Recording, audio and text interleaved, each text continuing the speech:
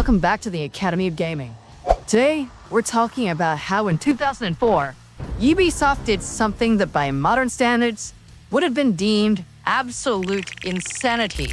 They took the critically acclaimed fairy tale, Prince of Persia, The Sands of Time, and twisted it into a dark, brooding, and brutal sequel that oozed 2000's angst and atmosphere. Prince of Persia, Warrior Within was a dramatic tonal shift, trading its colorful Arabian Nights aesthetic for a heavy, new metal soundtrack.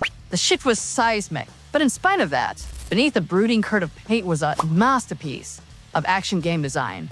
A monument to artistic vision that over 2 decades later still feels more innovative and rewarding than many AAA blockbusters that dominate the market today. Want to know why Warrior Within succeeded?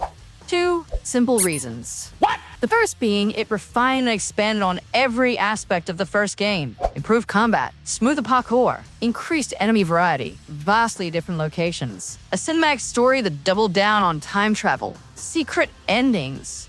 The list goes on. The second reason?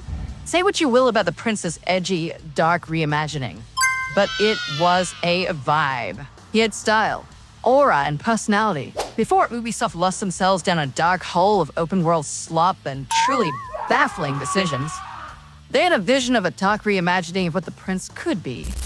And it was breathtaking. Today, we're going to break down why Warrior Within worked, and what modern action games have lost in their pursuit of a different kind of audience. The heart of Warrior Within's brilliance lies in what Ubisoft marketed as free-form fighting system. That's not marketing hyperbole. It was an accurate description of a deeply layered, nuanced, and expressive mechanic. Unlike the canned movesets and auto combos that define so many modern action games, where a sequence of buttons trigger a specific, unchangeable animation, Warrior Within's combat was a constant series of choices, tree of possibilities that branched with every single button press. The developers explained that for each action, you had the choice of several new actions. Pressing the jump button wasn't just a jump, it was an opportunity to launch or attack, to create space, and rebound off an enemy to gain a new position, or to even impale your adversary with a thrown weapon. Every action was the start of a new decision tree. The philosophy of constant, moment-to-moment choice meant that no 2 fights ever had to feel the same. The player was the choreographer of the action, the conductor of a symphony of violence and acrobatics. It stands in stark contrast to many modern games where combat often boils down to finding the most simple, rewarding, and optimal combo string and repeating it, while the game does nothing to punish you for it beyond lowering your rank at the end of a level.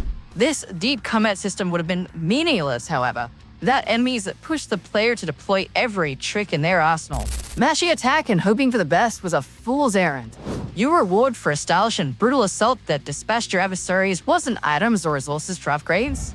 It was survival. You had to observe, adapt, and utilize the full breadth of the freeform fighting system. This created a satisfying gameplay loop where learning the combat system allowed you to overcome the enemies, and in turn, the enemies' diverse designs encouraged you to experiment and improvise. And that's just the tip of the iceberg. Warrior Within made the environment another layer for you to explore, further enhancing the player's sense of immersion as the Prince of Persia and the King of Blades. So, what happened?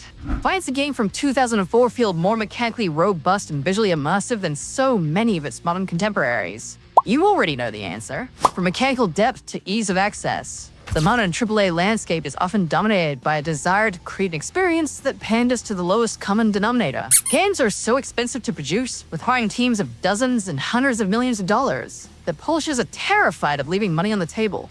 So games need to appeal to as many people as possible. Nobody can be offended. Gamers can't feel alienated, either by the skill the game would ask of them, or by the aesthetics those mechanics are wrapped in. Style is only okay when it's safe. Yaris vision is smothered, diluted, and rendered harmless by checklists, focus groups, and political grandstanding. A monument to creative freedom and breathless adventure is slowly poisoned, until whatever remains is a shadow of what it once stood as.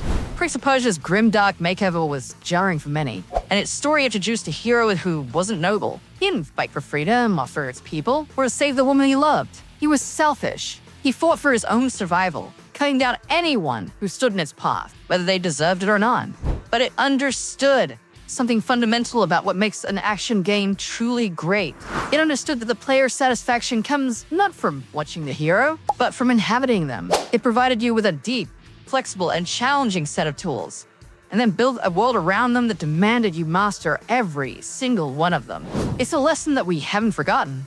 We've cast it aside in favor of chasing profits and ever-growing shareholder appetite for return on investment. Graphical fidelity and cinematic polish of today's games are astounding. But what good are they when a game has no soul? Muscles are useless without a spine. And Warrior Within had the backbone to show us that a truly timeless game isn't built on pandering to the player. It's built on testing them, asking them to rise to the challenges that you provide them.